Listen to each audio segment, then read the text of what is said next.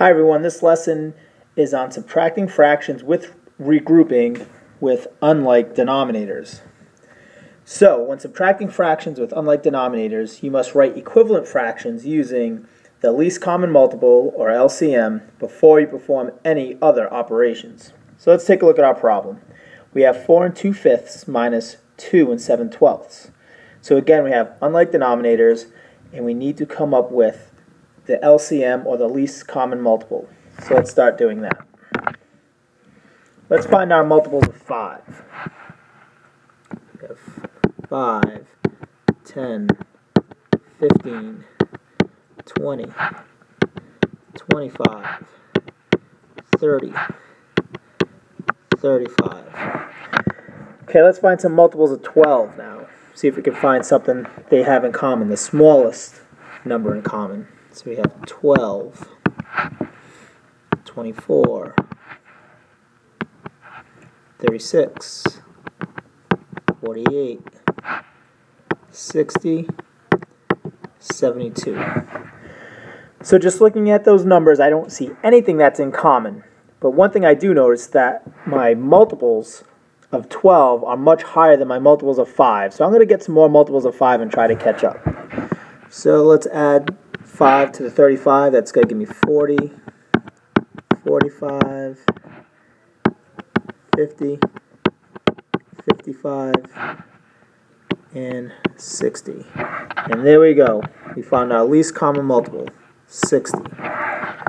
60 is now going to become my new denominator.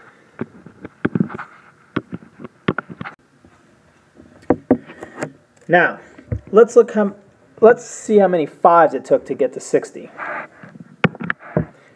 1, 2, 3, 4, 5, 6, 7, 8, 9, 10, 11, 12.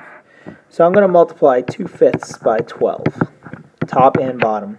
5 times 12 is 60. 2 times 12 is 24. How many 12s did it take to get to 60? Let's see. 1, 2, 3, 4, 5. So I'm going to multiply 7/12 by 5, both the top and the bottom. 12 times 5 is 60. 7 times 5 is 35.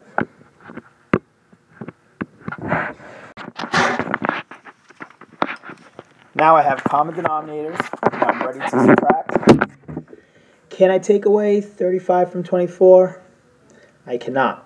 So I need to borrow for my whole. I'm going to borrow for my 4. And that's going to become a 3. But when I do that, I need to add my numerator and my denominator up top. So instead of having 24, I'm going to add 60 plus 24. And that's going to give me 84. So my new numerator is going to be 84. Can you take away 35 from 84?